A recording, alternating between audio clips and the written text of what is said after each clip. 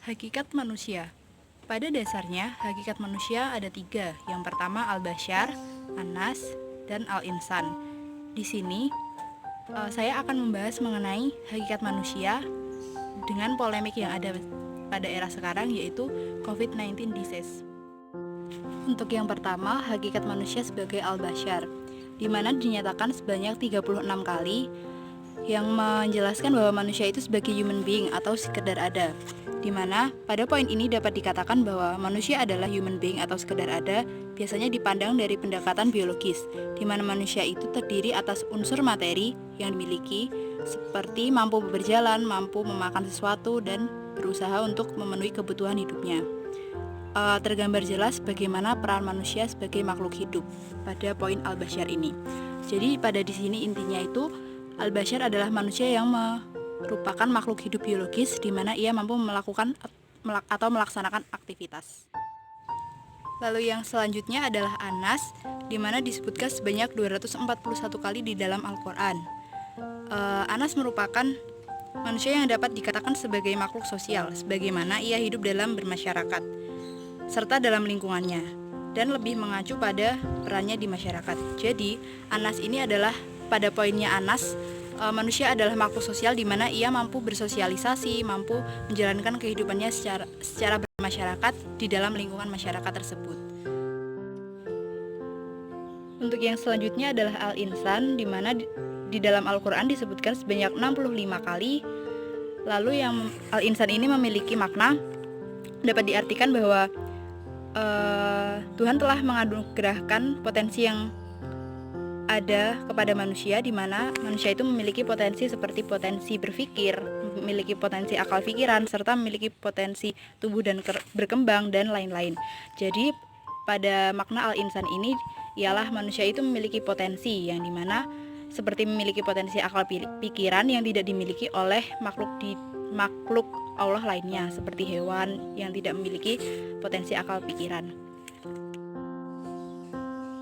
Lalu setelah ketiganya kita paparkan di awal tadi, kita akan kaitkan dengan polemik sekarang, yakni terdapat kasus coronavirus disease 19. Untuk yang pertama adalah hubungannya dengan COVID-19 dengan Al-Bashar. Pada kasus ini memiliki banyak sekali pandangan. Di sini saya ingin menjelaskan menurut pandangan saya berhubungan dengan Al-Bashar dengan COVID-19 disease. Di mana yang pertama, manusia dapat dikatakan sebagai human being atau sekedar ada. Jadi, jika dihubungkan dengan COVID-19, bahwa tidak akan luput manusia dari virus yang sudah menyebar.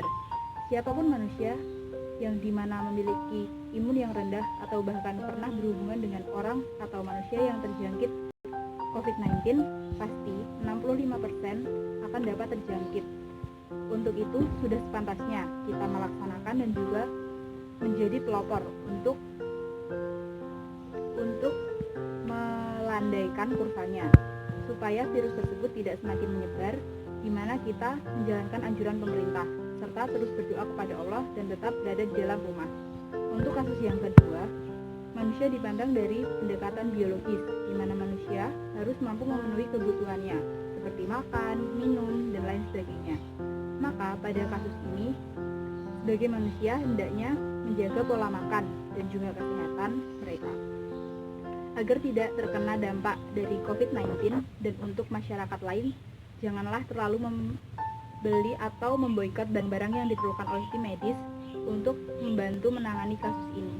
Sebagai manusia, kita harus berusaha memenuhi kebutuhan satu dengan yang lain sesuai dengan kondisi saat ini. Untuk yang selanjutnya, pada hubungannya Anas dengan COVID-19. Peran manusia di dalam bermasyarakat sudah pasti memiliki banyak pandangan, diantaranya sebagai manusia Anas. Seharusnya kita melihat polemik saat ini dan juga melihat kebijakan pemerintah menyikapi dengan bijak. Peran manusia Anas yang dimana makhluk sosial sudah sepantasnya saling membantu satu dengan yang lain, seperti halnya membantu peduli sosial pada polemik COVID-19, membantu tim medis dan juga pemerintah untuk menurunkan jumlah penyebaran. Dalam kasus ini, seperti yang dianjurkan oleh WHO dan pemerintah serta agensi lainnya. Penerapan social distancing dan juga work from home, study and pray from home adalah cara yang paling efektif apabila semua elemen masyarakat menjalankan perintah sesuai semestinya dan juga saling membantu menurunkan kurva yang dimana untuk kebaikan satu dengan yang lainnya. Untuk yang terakhir, hubungannya Al-Insan dengan COVID-19, bahwasannya dengan adanya polemik sekarang, sebagai manusia yang memiliki potensi akal dan pikiran masing-masing, harusnya mampu berpikir panjang akan hal ini, di mana manusia yang memiliki akal pikiran yang sehat harusnya mampu menerima serta menerapkan edukasi mengenai COVID-19 yang ada pada sekarang. Selain itu, kita yang diberi akal pikiran bahwa adanya COVID-19 ini dapat menjadikan pelajaran dalam hidup kita bahwa akan ada dan tidaknya virus ini kita akan mengalami yang namanya kematian, cepat atau lambat, maka akal pikiran kita harus bekerja sebagaimana cara memperbaiki segalanya dalam polemik yang ada.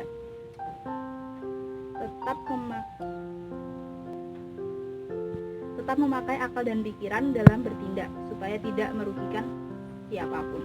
Terima kasih.